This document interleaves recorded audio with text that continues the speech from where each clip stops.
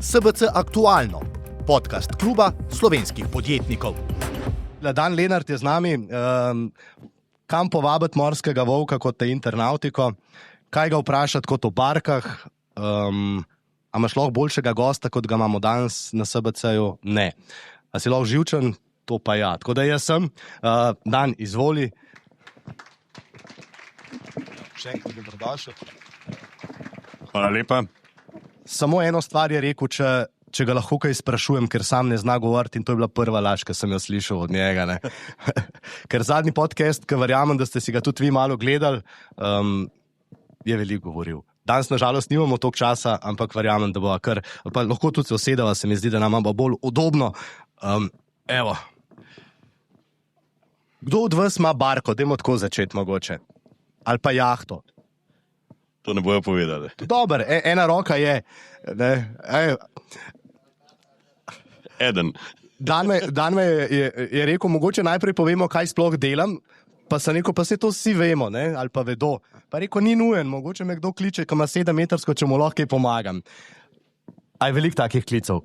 Ja, ljudje mislijo, da si v nautiki, da si v vsej nautiki, ne? Ampak nautika ima segmente. Ne?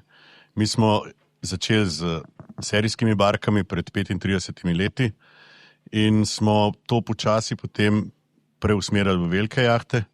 Danes je recimo za nas entry level je 47 metrov recimo. Ne? In tam mi proizvajamo barke, ne? Pod našim brandom. Ker to ni več custom barka, to so danes serijski proizvodi. Malo serijski, ampak recimo rahlo customizirani, ampak še vedno na isti inženirski platformi. Ne? In to delamo v bistvu danes kot tisto, kar je najbolj dostopno. Ne? Pa gremo pa v take zadeve, ki igravam klele ena, ki je danes je okrog 750 milijonov vredna. Ne? Tako da do tega gremo, ne, recimo. Se pravi, ne pomagaš pri 7-metrskih barkah, ne? Ne vem, dosto 7-metrskih barkah. Ljudje mislijo, da bi jaz bil ekspert na celotnem nautičnem področju, sploh ne. Ena zanimivost je bila, ko sem poslušal podcast, pa tudi, ko sem se pripravljal malo na ta pogovor, tam ste imeli en pogovor, da ko greš v marino, v Monako, težko oceniš, koliko je lepote. Ne ti, nekdo drug. Ampak danes smo pa v portoroški marini, a si se že sprehodil, a si ocenil, koliko lepote? Ne, žal še nisem, ne. Ampak jaz bi zelo rad poudaril, da so meni vsa plovila všeč. Nisem poslovno upleten v celotno nautiko, ampak obožujem vsako barko. Meni je tudi najmanjša jadrnička, najmanjši čoln, vedno izziv, ker te pele pač na vodo. Ne? In ena najlepših zgodb je bila, ko sem enkrat en svoj čoln v preteklosti šel pred z našim vrtnarjem, ki ni nikoli še bil na barki, niti ni videl marino še v življenju. Ne? Prihaja iz enega kontinentalnega dela in ene pol urce je bil tiho, ne? Gledal je malo okrog, to barko sva rihtala, 20 let nazaj, in pa je rekel, zdaj mi je vse jasno. Klele greš 500 metrov ven, pa ti ben ne teži. Če se pa vrnem na to, kar počnete, koliko ti pa težijo v narekovajih tisti, ki te obiščajo in začnete skupaj delati? To je zelo zakompliciran proces. To je mogoče eno najbolj takih zahtevnih dvorjen v naravi. To se zelo počasi, pa bi, ne bi, pa bi vi, pa ne bi, in koliko pa ne vem, pa bomo videli, pa to včasih traja par let. Se pravi, to je eno spoznavanje, preden se sploh enemu projektu pristopi. Jaz imam projekte, ki sem recimo klienta spoznal 10 let prej, preden smo barko sploh naredili do konca. Ne? Se pravi, traja. A ga pelješ na Kornate vmes? Ne, mi si v bistvu, ko enkrat eno tako plovilo izgotovimo, se zelo redko pol družimo s temi ljudmi, ker smo na koncu vseeno servis. Ne? Jaz bi poudaril, da jaz nisem milijarder, nimam takega plovila in ga tudi verjetno nikoli v življenju ne bom imel. In tudi prijateljevati s temi ljudmi je zelo težko, ker imajo popolnoma drugačno sfero dojemanja tega, kaj je življenje. Ne? Zelo zanimivo se mi je zdelo, ko si razložil, kaj pomeni, ko zgradijo tako barko, super jahto. Koliko je to ne samo truda, ampak po drugi strani, koliko je to vpetega in ljudi, znanja, o kakšnih številkah sploh govoriva. Ja, ne zdaj samo v denarju, ampak vse to v zadnji, česar ne vidimo. Ne? Barka je največji obrtniški proizvod predvsem v luksuznem segmentu na svetu. Ne. Se pravi, da je, ker je luksuzen, je baziran na kvaliteti, ker je obrtniški baziran dejansko na ročnem delu. Ni strojev, ki izdelujejo te mega jahte. Te barke so narejene ročno, vsaka stvar je narejena z rokami nekega človeka in ta človek je verjetno najboljši v svojem segmentu. In te barke v resnici, jaz rad rečem, pomenijo največjo injekcijo privatnega kapitala v srednji razred, ki izginja. Ne? Zakaj? Zato, ker ljudje v našem segmentu so zelo dobro plačani, najboljše v svojem segmentu so v jahtingu plačani. Ne? Se pravi, en varilec bo največ zaslužil v jahtingu. Ne? Če gre cisterne varit, bo na normalni plači, ko bo v jahtingu, bo lepo živel. Ne? Mora biti pa zelo dober za to, da pride sploh do tega. Ne? In vse te roke stanejo, ne? In materiali so dragi. In ko vi črto potegnete, ena cena ene barke resnično razpršena v veliki večini praktično med delo, med ljudmi pa med material. In to je recimo en absurd jahtinga, ki je recimo krona luksuznega biznisa, kjer marž ni. Ne? Marže so preživetvene marže. Ne? Podjetja, ki se ukvarjajo z jahtingom, nikoli niso podjetja, ki bojo recimo imela enake marže kot moda, kozmetika, karkoli drugega v luksuznem segmentu. Ne? Ampak je pa zanimivo, tudi če je kriza, pa ta segment nikoli ne ugasne. Ampak v resnici še bolj iščejo. Ne? Kriza vedno predstavlja tudi priložnost. Ne? Se pravi, v vsaki krizi so izgube pa profiti. Ne? Koliko časa, ti si rekel, da se tudi 10 let pogovarjate, koliko časa ste gradili tole? To je čiste gradnje od začetka, ko prvič res začnemo pod projektom delati, do tega, da je gotovljena 5 let. Natanko 5 let. Pa se bom še malo vrnil nazaj, ko sva govorila o tem srednjem razredu, pa vseh delavcih, ki delajo, koliko ljudi dela na takšni barki. Ja, mi smo zračunali, da recimo na takem Lekismetu, ki je bil glih zdaj nagrajen na vseh možnih nivojih, da je posredno, neposredno 10,000 ljudi upletenih, ne? Preko dobave materijala do izdelave barke. Lahko rečemo, da recimo si upamo trditi, da na vsakega tazga človeka, saj v družinskem krogu še en človek pripet, se pravi posredno nekje 20,000 ljudi dejansko živi od take barke 5 let. Ne? Zdi se mi zelo zanimivo, sploh ker so tudi naši člani Marmor Hotavlje, vedno iščeš najboljše stvari. Tisto, kar praktično še ni. Kako so se znašli v tej zgodbi? Slovensko podjetje. Te bom popravil, ne iščem, najdemo se. To so frekvence, to je kvaliteta, ki išče kvaliteto in v enem momentu, če ljudje za dosti dolg porivajo voziček, ne, svoj, njihov, naš, se nekje najdeš na enem križišču in potem se lahko odločiš, da greš skupno pot. Ne. In Marmor Hotavlje se je zelo resno postavil v ta segment pred dobrimi 17-18 leti, kot jih jaz dojemam. Ne. Se pravi, prvo barko smo delali že 2003-2005 in od tam naprej, in to je bila že takrat velika barka, čez 80 metrov, ne.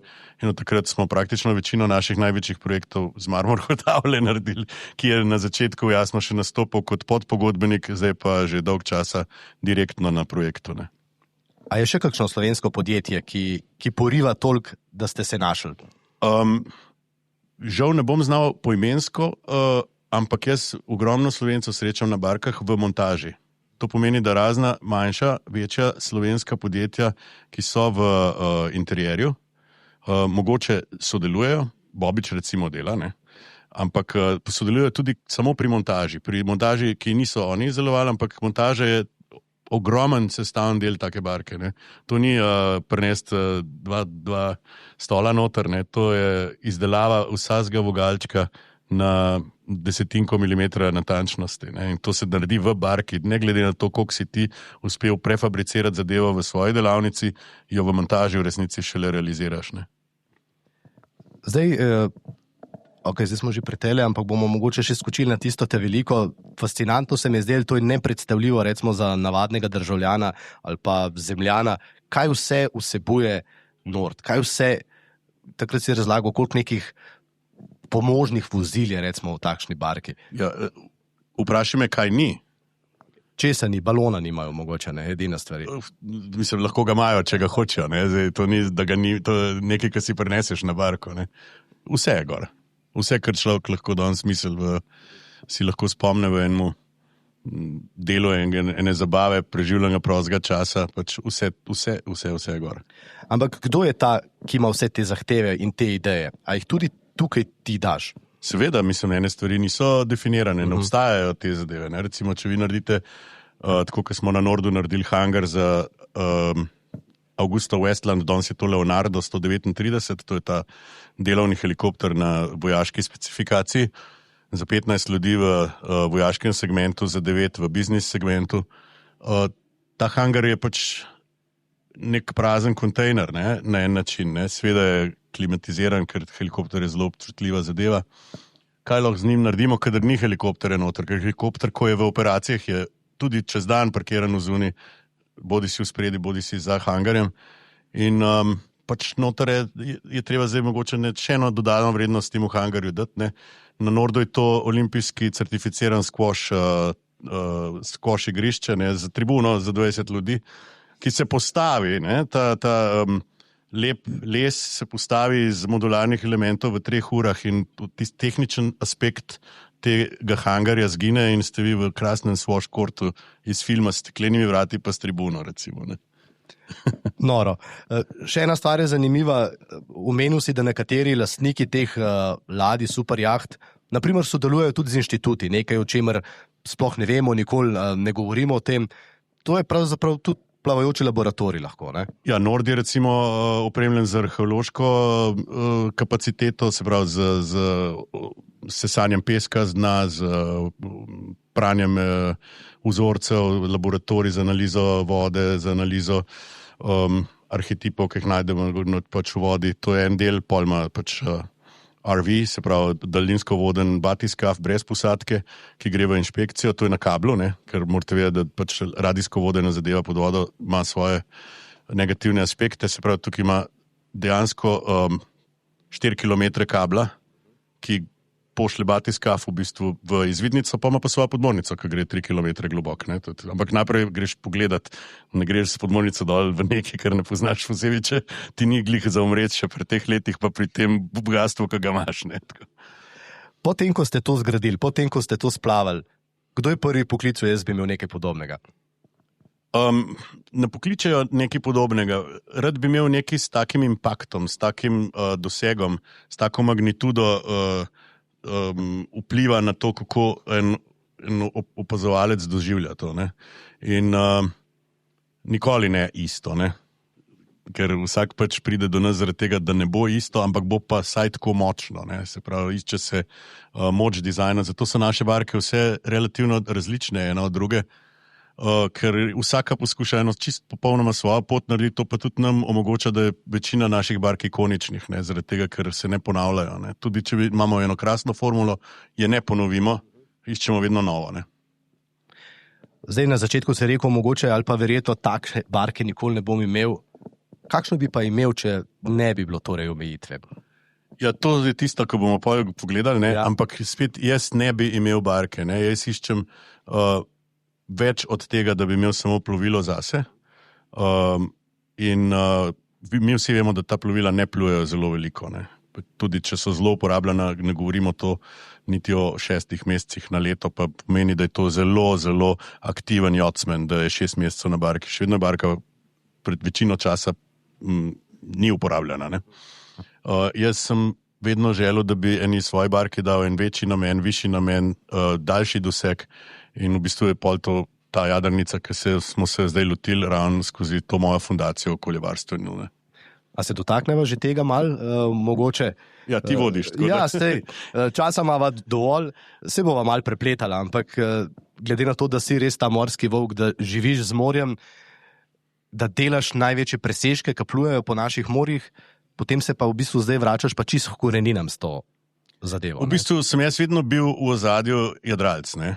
Ampak to ne pomeni, da nisem bil tudi, ker sem imel motorne čolne. Tudi danes imamo en motorne čoln, ki ga ne uporabljamo, ampak mene jadranje vedno zanimalo že sam zaradi tega, ker sem kot otrok pač najprej bil jadralc. Ne? in to še v krasnem okolju na Kornatih in pač jadrnica meni predstavlja skoraj neke vrste.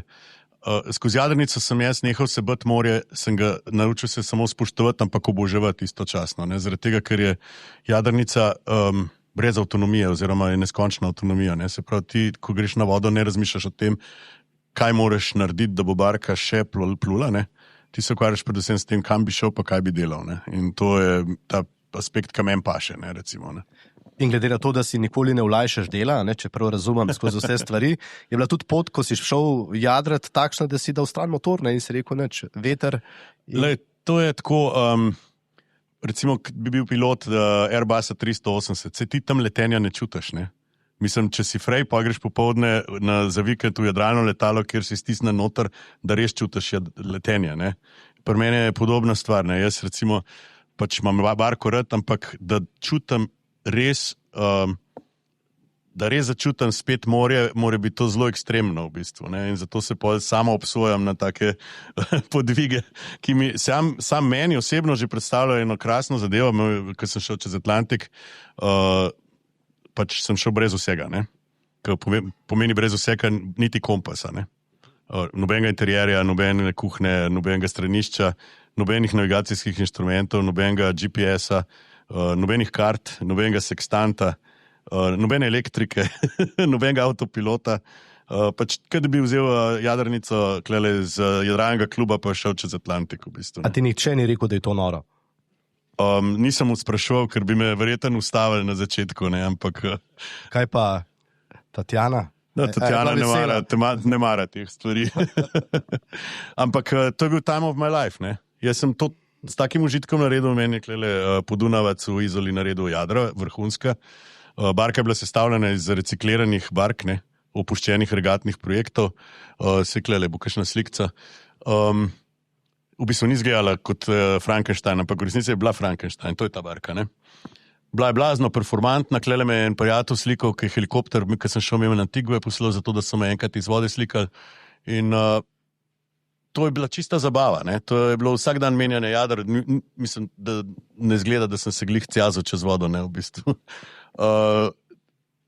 Jaz sem užival, ne. To je bilo jasno, med slabim, lepim, med dobrim vremenom, med pogoji, nepogoji, pač ti hitro pozabiš, kaj ni v redu, tisti dan, ko je lepo, je to najlepše na svetu. Ne? Ampak, če nimaš ničesar in ti nisi imel ničesar, potem tudi spat prav veliko ne moreš. Ne? Ne, to je mogoče nekomu velik problem, jaz pa imam to kapaciteto mikroslipa, ne? Se pravi, jaz lahko 15 minut spim tukaj, 15 sklet, 25 tukaj, 45 tam. In tako čez dan vedno tistih 6 ur nabiješ, ne, in mislim, so bili dnevi, ko dejansko nisem mogel spati po 32 ur zaradi vremena, pa so bili pa dnevi, ko sem cel dan prespal zaradi tega, ker ni bilo vetra, recimo, ne, in pač, ko to skompenziraš, drugače pa težko spati, ja, tudi v enem lepem vremenu, če piha po noč, nekje umiriti barko do te mere, da pluje brez avtopilota, ti greš pa lahko za 20-30 minut zaspat, ker to gre skozi na budilko, ne, skozi greš ven, skozi greš gledat, ker ti pač si nič na vodi, ne, in nisi glih na kontejnerskih rutah, ne, ampak če pa bi kdo zašel, ne, te povozijo tako, kot en avto povoz žabo, ne, recimo. Sploh ne ve, ne? Ne ve, ne. Ja. Tudi ne vidite na radarju, ne, sploh ne ve, ne, nikoli ne vejo, kaj se ti je zgodilo, ne. Pa ti ni bilo nič strah, ne vem. Ni to strah, to je vznemirjenje, to je... Lej, vse skupaj je v tuningu med tvojimi odločitvami, ne? Ker ti imaš na barki za razliko od alpinizma, ko narediš fatalno napako, padeš dol in nimaš popravnega izpita, na barki so vse odločitve strateške, ne? In vse je planirano, ne? Mora biti, ne? Zagovorim, tako bi moralo biti, ne? In če ti tako deluješ na taki poti, zelo, zelo omejiš problem nevarnosti. In zelo težko je to ljudem razumeti, ker mislijo, ja, kaj pa če, ne? Kaj pa če, seveda je kaj pa če, ampak vse te kaj pa če izključuješ. Še ne parkrat dobiš po glavi, ki malo arogantno nastopaš, rečeš, no, sej ne bo nič, ne? In pol se komi izvlečeš ven iz ene situacije in potem rečeš, no, zdaj vem, ne, takole ne gre, ne, veš. To je ta arrogantna krivulja, se reče, ne. Kaj je bilo najbolj lepo na tej turi? Nekaj, to so lahko taki dnevi, da si ne moreš predstavljati lepšega jadralnega dneva, s tem, da si pač 1000 kilometrov od obale. Zdi se ti pa, da si tam le 2 milji ven od Kornatov v enem majstralu popoldne s krasnim sončnim zahodom. In imaš ta občutek, da si dejansko tako izoliran, pa istočasno v nekem skoraj popolnoma domačem okolju. Ne? Kaj pa, če obrnem, kaj je bilo pa najhujše? Ja, najhujše je pa to, da recimo se vremenski pogoji tako poklopijo, ne, da ti ne moreš iti počivati, ne? Ker nimaš sistema, ki bi barko lahko vozil na mesto tebe in ti si dejansko edini na krmilu. Če krmilo spustiš v 3 sekundah, barko obrne, riskiraš pač tudi poškodbe na barki. Se pravi, ti dejansko si včasih, meni se je zgodilo, da sem bil enkrat 32 ur za krmilom, ampak to pomeni, tudi na stranišče ne moreš, ne? To ne bomo zdaj šli v detajle, ampak... Pravijo, da ravno prejšnji teden sem imel en dogodek o spanju pa o stresu, da vidiš potem halucinacije. Si videl kaj takega, kar ne obstaja? No? Ne. Ker mislim, da to se mora pač enim ljudem zgoditi, enim se pa ne bo. Ne? Jaz sem bil blazno v simbiozi z okoljem, zaradi tega, ker sem bil skozi za krmilom. In na koncu, bom rekel, zelo kmalu, po 7-8 dneh blazno izostriš čute. Veter čutiš na ušesih, sem tako le z glavo, malo pobrneš, da veš, če pod pravilnim kotom jadaš. Čutiš na enem ali pa na drugem ušesu veter, ne? Von, ne, barka, ti zavohaš en kontejner šip, ki je 800 mil, mogoče od tebe dizel v zraku zavohaš, ne, tak čist zrak je, pa ti tudi to zaznavaš, ne, nič ne kuhaš, nobenih vonjev ne proizvajaš, ne, že kuhanje bi te v resnici z enim močnim impulzom vonjav bi te v bistvu uspavalo, da ne bi vzunit več zaznal tega, ne, to je tako, ko v sonce pogledaš, nič ne vidiš, ne. Se pravi, jaz nisem nobenih drugih močnih impulzov imel na nobenem nivoju, se pravi, sem popolnoma zaznaval okolje okrog sebe. Ne? Zdaj to moram vprašati, če nič ne kuhaš, to pomeni, da si imel s sabo kaj 200 pločevink? Tudi pločevink ne, jaz sem prepakiral vso hrano, ker takrat sem jaz v bistvu začel z VLA Code sistemom in sem začel to piliti v to, da sem potem v bistvu naredil ene vrste kodeks, kar je code, ne? In iz tega danes delamo fundacijo in en namen mojega jadranja je bilo tudi, da ni nobenih smeti proizvedenih iz plastične embalaže tekom plovbe, se pravi, je bila vsa hrana prepakirana in jaz sem v bistvu imel v plastičnih kontejnerjih, teh tupperware, ne, teh večjih kontejnerjih, sem imel vse od cornflakesa do teh trajnih kruhov, salame, itak ni treba blazno spravljati, ker jim paše, ne. Pršut sem imel prvih 7 dni. Jaz sem zelo krasno naravno hrano s sabo nosil. Edina stvar, ki sem jo imel, recimo, je bil mleko v prahu, ne? Ki ni blazno naravno, ampak za tisto Nescafe zjutraj, ne? Moraš neko mleko odzraven dati in pač voda iz rezervoarja, narediš pač par požirkov mleka in tudi za tisto cornflakes in to suha hrana. Ponavadi se takšni morski volki, kot si ti, slikajo potem tudi s kakšno ribo, ki jo ujamejo, si kaj lovil? Ne moreš loviti, ker to je regatni stroj, to je tako, ta barka je blazno lahka bila in tudi ni nobene avtonomije, ti ne moreš nehati jadrati, ne? Moraš spustiti jadra, da bi lahko ribo lovil, ne? To pa se meni ni dal, ne? Ker moj namen ni bil, da ždim na sredi Atlantika, ampak da prijem čez, ne? Ja, zdaj si že omenil to tvojo idejo, da ne bi bilo, oziroma kako manj plastike proizvesti. Toliko si bil na morju, toliko si bil v vodi.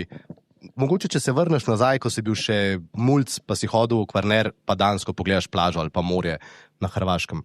Kakšna je razlika? Tega se ljudje ne spomnijo, ampak v 70-ih je bil katran na skalah, ne? Ker so ladje še prale tanke dejansko pred vstopom v pristanišče in je bilo ogromno katrana po zunanjih otokih.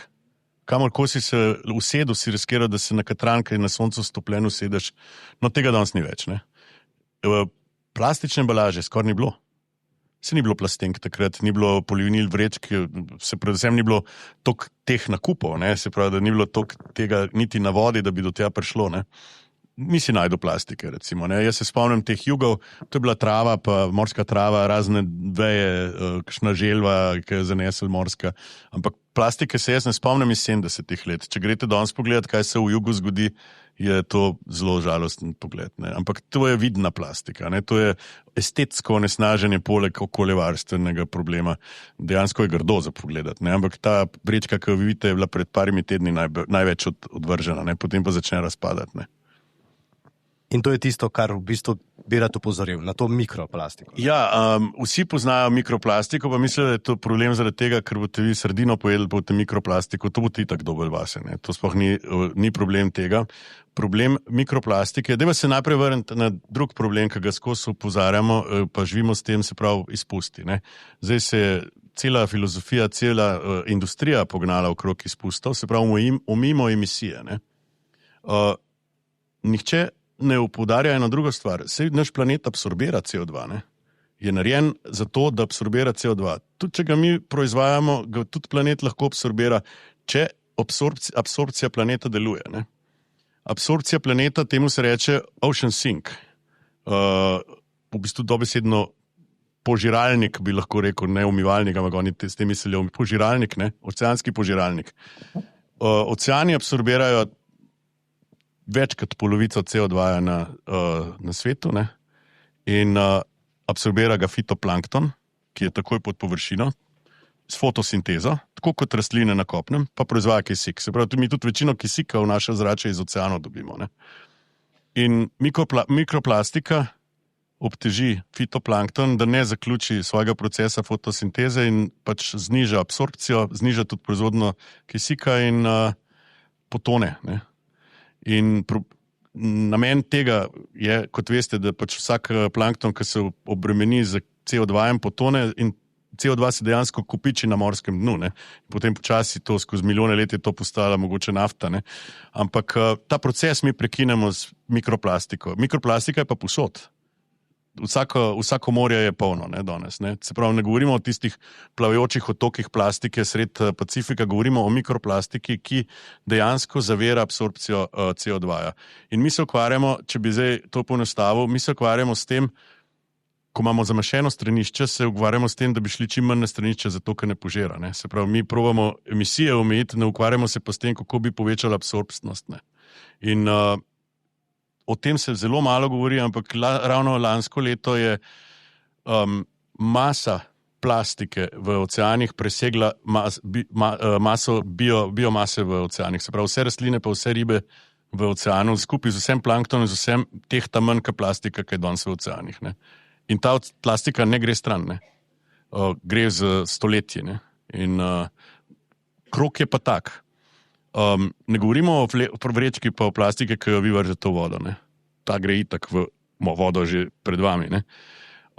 Kamorkoli vi odvržete plastiko za enkratno uporabo, ne. Mi govorimo o embalaži zdaj, bo skozi kroženje vode v določenem času, ki je lahko tudi 100 let, ampak vsem bo končala v morju. Ne.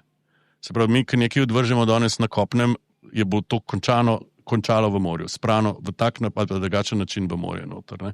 Se pravi, mi pa danes, kot veste, 9% plastike za enkratno uporabo recikliramo, 18% je sežgemo, ostalo gre pa v morje. Lahko rečemo, da vse, kar vi odvržete, gre v morje na konc. Ne. Morje je ta zadnji naslov vseh naših odpadkov, ne. Predvsem mikroplastike. Ne.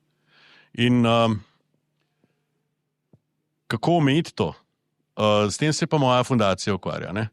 In mi smo temu pristopili marketinško. Ne. Se pravi, omejiti uporabo plastike za enkratno embalažo z zakoni ne morete. Ker ne morete prisiliti industrije, da se samo obsodi na nižje profite. Ne.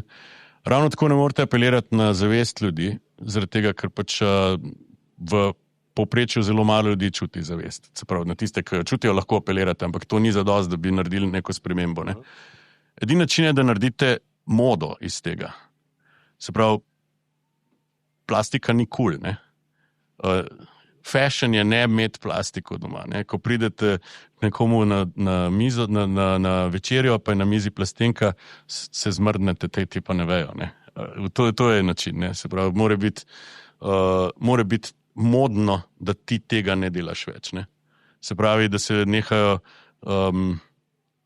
ljudje slikati s plastenko v roki, ki vejo, da je to nagražen, tako kot da bi imeli recimo staro cupata v roki. Ne. Na ta način moraš nekako stigmatizirati to plastiko za enkratno embalažo. In namen fundacije je v tem, da uporabi jahting kot prvi naslov, kjer bi v bistvu ta trend začeli. Ne. Zakaj? Nemogoče je enemu človeku, ki ima barko, tudi če ima 5 metrov dolg čoln, reči, da ne more izbirati, kaj bo vzel na barko, ker ni socialno ogrožen, lahko si privošči selektivni nakup. Ne? In če ga moda obvezuje, da boh ne dej, da me vidijo, da imam jaz plastenko na barki, ko je mislil, da sem kmetavzar, na ta način moraš to narediti. Ne? In v bistvu pač apeliraš skozi modo na to, da se te ljudje začnejo odgovorno vnašati pri nakupu. Ne?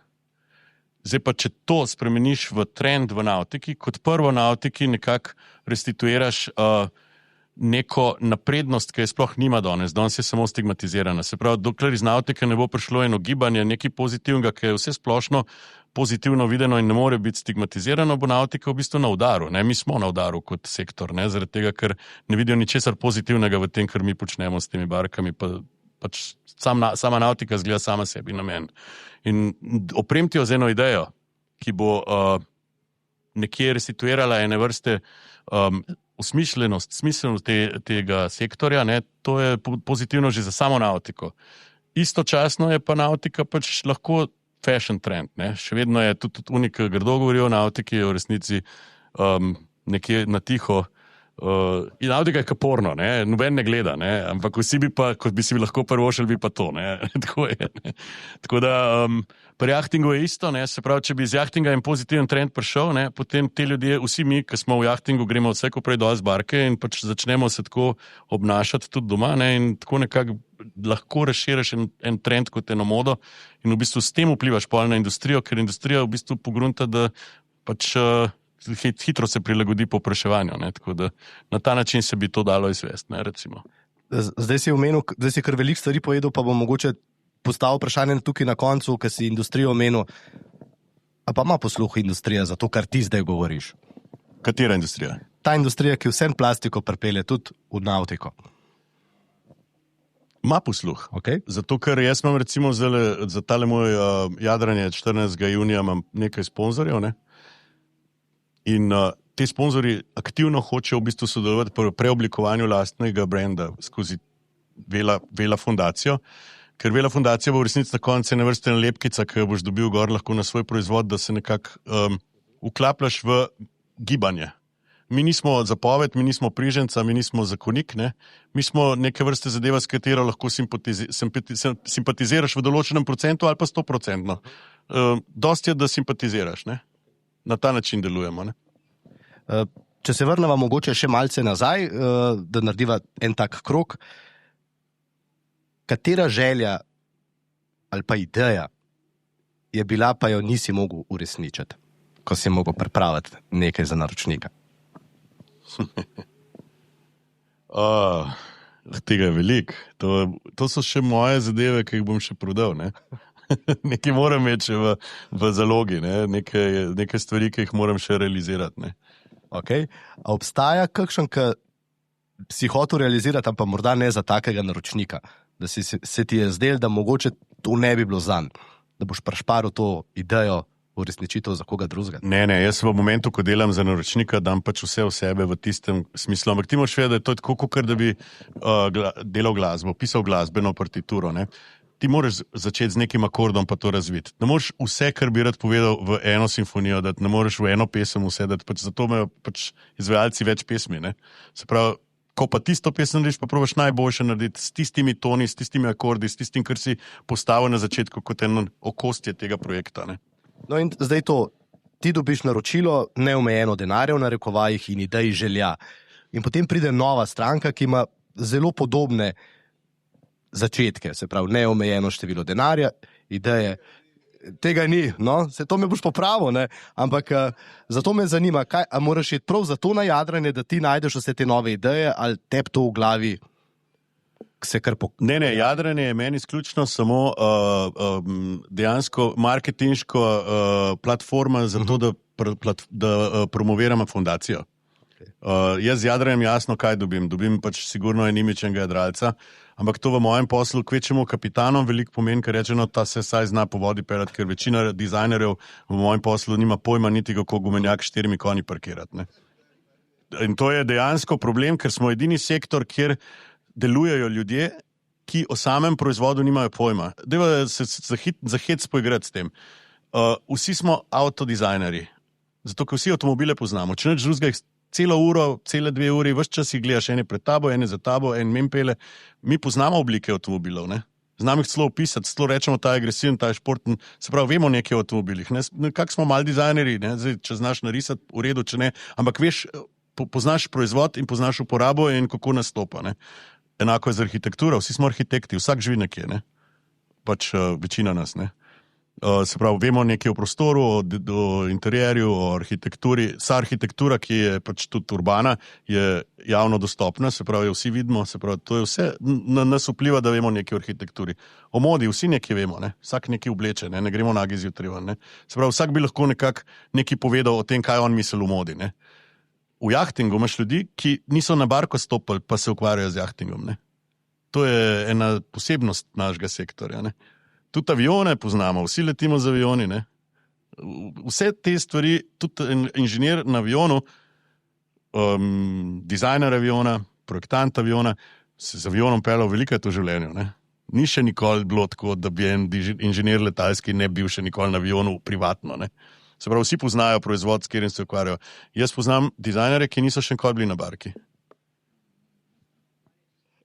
Razen dokler je bila v ladjedelnici, ne, ampak pač pa ne, na morju, na barki še niso bili, ne. Obstaja dizajner, ki govori, da on v resnici sovraži barke, ampak so mu všeč kot objekti, ne. Mi pa moramo vedeti, da govorimo o strojih, ne, pa o skulpturah, ne. In pol, ko gledam, naprimer, ne to tisto prejšnjo, ne, ki si jo narisal Nord, mi je pa nenavadno, to pa si posebnež, saj si v velikih stvarih, ampak to pa res ti to narišeš s svinčnikom. Ja, jaz sem ohranil to osnovno spretnost, da barko ročno zarišem, koncipiram, ne. Ravno zaradi tega, ker ni nobenega interfejsa med možgani pa med roko, ne. Ni prevoda, ne. Ni bufferja, ni ničesar, ne. Pač to je čista pretok, ne. In roka je nedolžna, ne. Tako, če ohraniš to nedolžnost od otroštva, ne, jaz rišem od otroštva barke, ne. Pač jaz se izražam z risbo, ne. In čim bi jaz danes poskušal to direktno v računalniku narediti, bi moral prevesti to in to v precej bolj bogi jezik, zato da ga računalnik razume, komu jaz dajem informacije, kaj bi jaz rad naredil z njim, ne. Veliko lažje je narediti na roko eno stvar, brez omejitev, pa prisiliti potem računalnik, da posvoji to, kar si naredil, ne. Se pravi, da ti računalnik siliš v to, da tvoje forme prevzame, pa jih digitalizira, to ni dobesedno tako, to je preko mojih sodelavcev, ki pač to delajo, ampak mi dejansko damo noter krivulje, ki so ročno narisane, jih potem pol pilimo v računalniku, ampak koncept je vedno ročni, ne. Rekel si, da rišeš od malega, a so te zdaj že poklicali iz fakultete za arhitekturo, da bi prišel? Moram reči, da me je poklical pokojni Fedja Košir, ki je bil družinski prijatelj, ampak nismo nikoli dorekli, ampak to je arhitektura. Dizajn pa ne. Jaz sem na dizajnu padel na spremnih izpitih. Točno, ja. Z arhitekturo imamo dobre odnose. Ne vem, če veste, ne, ampak narisal je, to je bila kaj, koliko velika barka pravzaprav? Ja, takrat smo tisto barko tudi naredili, ena celo v Izoli, to je bil Komodo 51, prva taka malo večja slovenska jadrnica. Ja, mislim, da ni še Elan takrat ni prišel do tega, mislim, da je bila 43 čevljev največja. Mi smo naredili 52, ki je zelo lepo zgleda, še danes lepo zgleda, in naredili smo jih tam, mislim, 12-13 za en čarterski biznis, ne. No, in jaz sem te načrte predložil kot del sprejemnih izpitov. Zraven sem še narisal ene par bark na roko, tako da sem ene par mega jaht sanskih narisal in to, in sem padel na sprejemnih izpitih. Zdaj nenavadno, a ne? Sej v resnici si mogel padeti zato, da si pokazal, da včasih ne greš neki ven, v zuni nekaj narediš in potem začnemo v Sloveniji so si pogovarjati, pogleda tega, ne. Taj pa uspel. Ne veš, kako je. Danes mi ni žal, da sem padel, zato ker jaz tudi v mojem začetnem obdobju ni bila šola tista, ki te je determinirala, ker ti ni dala znanja v tem sektorju, kjer jaz delujem. Tega se je bilo treba priučiti, ne. In to se priučiš še danes, verjetno imaš več poti, ne, lahko greš po univerzitetni, akademski poti, lahko se pa preprosto nalimaš na enega človeka in mu težiš toliko časa, da lahko čez ramo gledaš, kako dela in se pol rataš njegova šola, ker je itak princip skozi celotno zgodovino umetnosti, ne, lahko si Leonardova šola, lahko si Michelangelova šola, lahko si Rubensova šola. Bach je imel sinove, ki so muziko delali, ne, zakaj, se so cel življenje to poslušali, ne, in podobno, ne, so razvijali podobno glasbo, ne, pač ko se priučiš, ne, jaz sem se probal priučiti, jaz sem začel pri Jakopinih delati, potem sem šel v Francijo in sem delal z enim krasnim gospodom Martin Francis, ki je danes že zelo star gospod, sva v krasnih odnosih, on je moj prvi mentor, ne. Barko, ki smo delali, je bila ena vrhunska barka, ki je danes ena najbolj ikoničnih bark. Zeus se danes imenuje, predtem je bila Katana, še predtem je bil pa Eko. In je še danes nekaj posebenega. No, tam sem jaz videl, kako strukturirati ten studio, jaz sem imel 21 let, ne. Nekje malo med univerzo pa med Azurno obalo.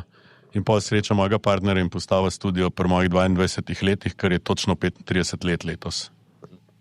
Bravo. Mogoče še ena zanimiva stvar, ker ti gledaš v prihodnost in jo v resnici tudi rišeš, ne, in to dobesedno. Kaj bomo gledali čez 5 let? Mogoče se tukaj lahko spustiva tudi na te velike križarke, ki so prepoznale, da lahko postanejo še bolj elitne in ekskluzivne, ne? Ja, to je mogoče to, kar vidite.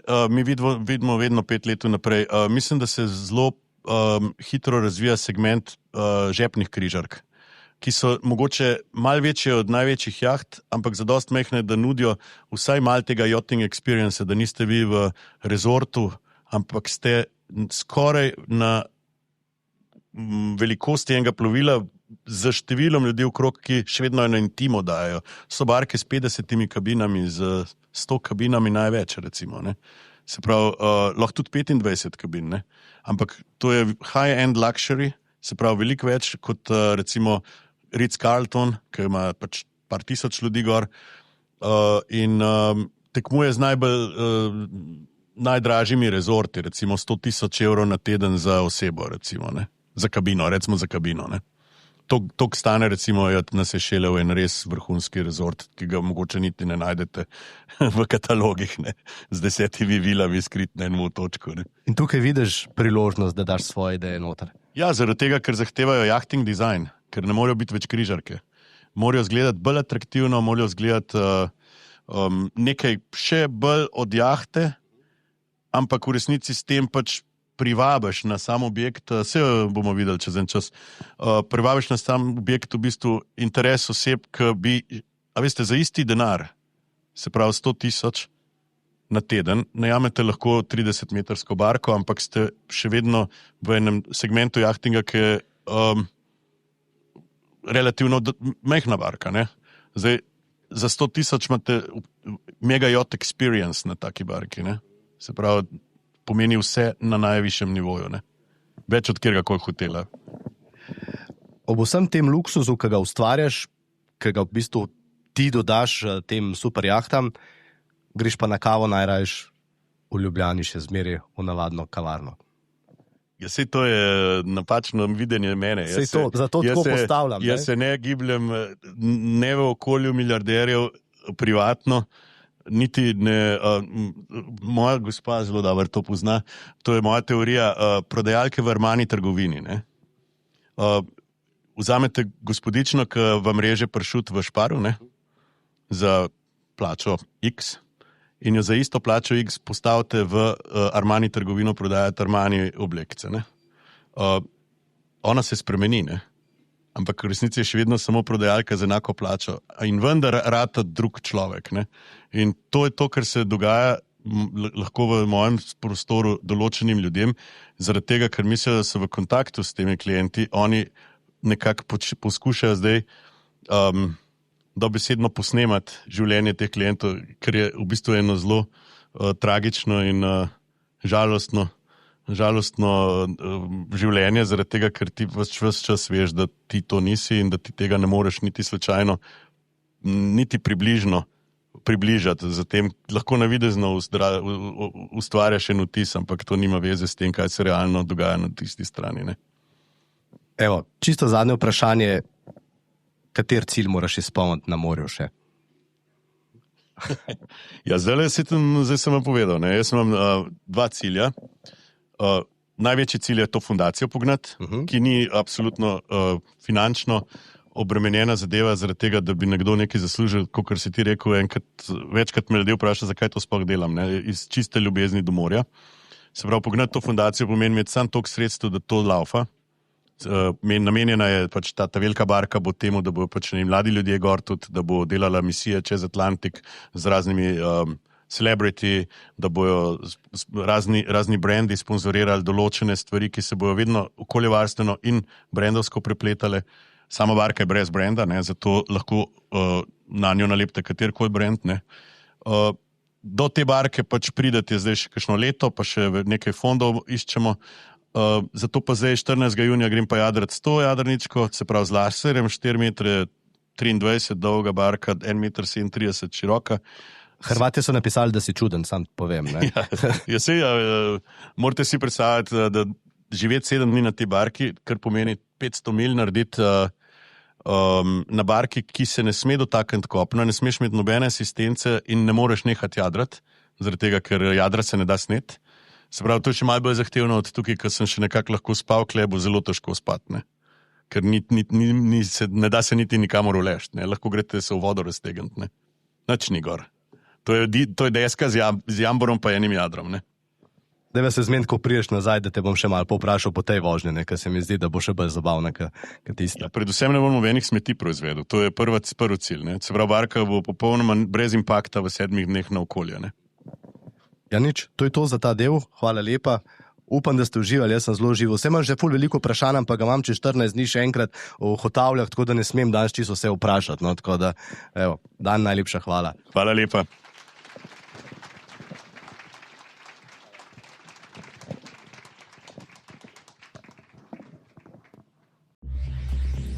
SBC Aktualno, podcast kluba slovenskih podjetnikov.